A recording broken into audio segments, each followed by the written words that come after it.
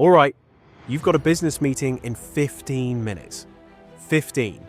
That's less time than it takes your boss to figure out how to share their screen on Zoom. Less time than it takes the finance department to say, well, it depends on the budget. But here's the kicker. Those 15 minutes can decide whether you're the invisible face quietly sipping coffee, or the person who walks out with respect, authority, and maybe even that promotion people thought you weren't ready for. Most people waste those 15 minutes doom scrolling, panicking, or practicing that fake nod you do when you have no clue what's going on.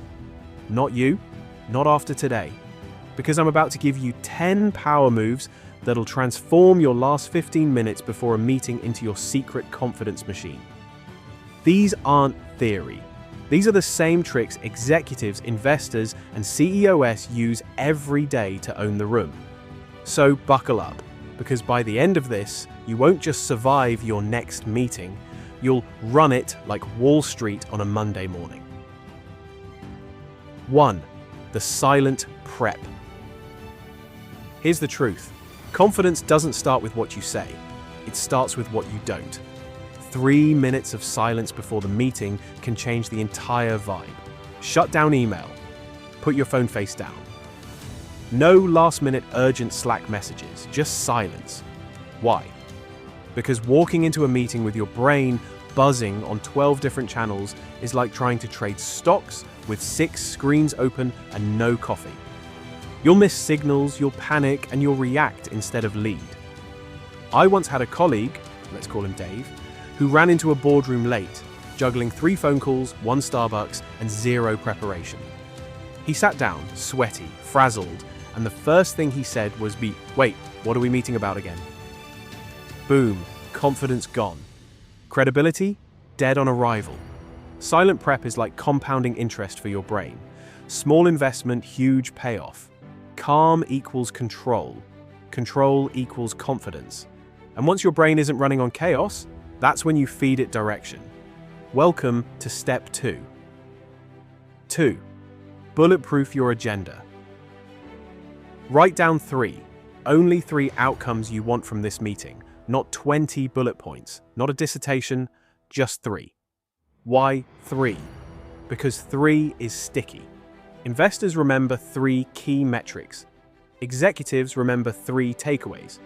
Even kids' stories run on the rule of 3: setup, conflict, resolution. Let me give you a finance-flavored fail. I once watched a junior analyst present to a hedge fund manager with a 19-point agenda. 19.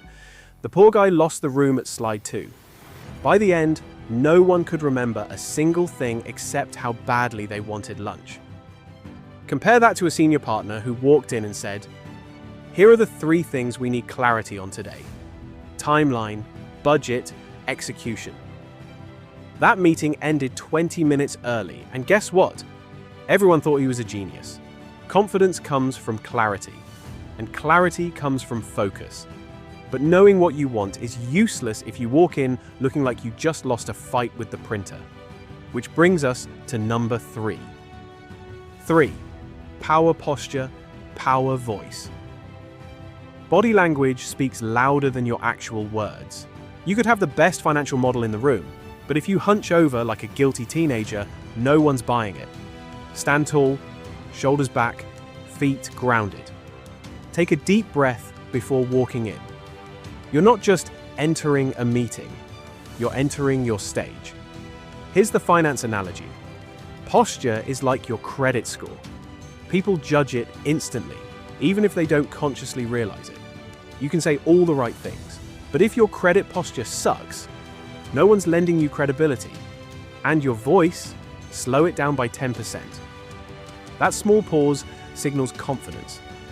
Remember, Warren Buffett doesn't speed talk his way through shareholder meetings, he speaks with weight. Because when you sound like you believe in yourself, everyone else does too. Now posture sets the stage, but words carry the show. And that's where step 4 becomes your secret weapon. 4. The confidence phrase, bank. Ever freeze up in a meeting? Brain blank, words gone. Suddenly, you're nodding like a bobblehead, hoping no one calls on you. That's why you need a phrase bank. Preloaded one-liners that make you sound sharp even under pressure. Here's what's important, cuts through noise. Let's align on the next step. You just became the adult in the room. That's a great point. Here's how we can build on it. Confidence without arrogance. It's like having a diversified portfolio of language. You don't put all your credibility in one risky phrase. You spread it out with safe, reliable returns. I once used the line, "Let's align on the next step." In a room where everyone was arguing over marketing spend. Boom, the chaos stopped. Suddenly we weren't fighting, we were moving forward. That's not just speaking, that's leading. But confidence isn't only about what you say, it's also about how your brain rehearses the win before it even happens. 5. Visualization hack.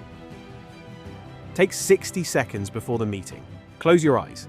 Picture yourself delivering one sharp comment that makes everyone nod in agreement.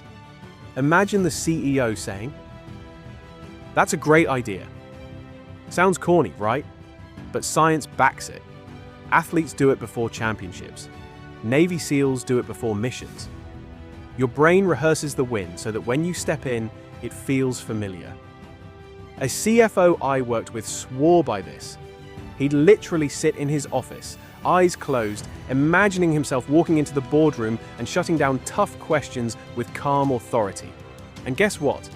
He did exactly that. Visualization isn't wishful thinking. It's mental rehearsal. Confidence is just muscle memory for your brain. Mindset locked? Great. Now let's handle the wild card in every meeting, the other people. 6. The dialogue switch. Here's a secret. Confident leaders don't hog airtime, they create space. Instead of rambling, try. I'd love to hear your perspective on this. Simple, but powerful. Suddenly, the quietest person in the room speaks up, and you look like the leader who values input. Think about it in finance terms. This is portfolio diversification. You're not betting all your credibility on your own voice. You're spreading the investment by including others. The return? Buy-in, respect, and collaboration. I once watched a junior manager use this trick during a heated meeting. Everyone was clashing. She calmly said, "Let's hear from the team who hasn't spoken yet." Boom. The entire tone shifted. She didn't just look confident, she looked like the smartest person in the room. But once you open the floor, chaos can creep in. That's when you need step 7. 7. The reset button. Meetings derail faster than meme stocks on Reddit. 1 minute you're talking revenue projections, the next someone's debating the font size on the PowerPoint. This is where you step in with, "Let's make sure we're aligned on the goal." That one line is like hitting reset on a frozen laptop. Everyone snaps back to focus. I'll never forget a $50 million budget meeting I sat in. Halfway through, marketing was arguing with finance about who owned customer retention. It was going nowhere. A director cut in, "Let's get aligned on the actual goal here. Keeping churn under 5%. Silence. Heads nodded. The fight ended. Meeting back on track. Resetting the room is confidence in action. You're not just present, you're piloting. And once the room's aligned, you need to drive it forward. Which brings us to step 8. 8.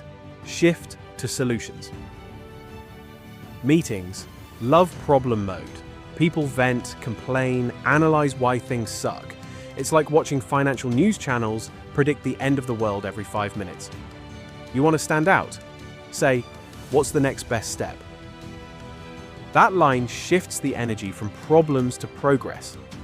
Case in point, I was in a meeting where everyone was blaming delays on suppliers. It was basically a corporate pity party.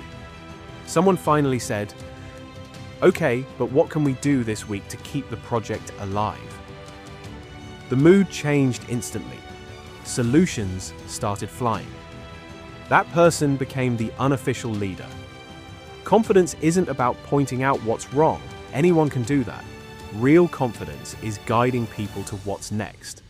And if you want to seal that impression, step 9 is your golden ticket. 9. Be the recap hero. 5 minutes left. Everyone's confused. Decisions are fuzzy. Deadlines non-existent. This is where you swoop in. Say, let's recap. Here's what we agreed. Here's who's doing what. And here's the timeline.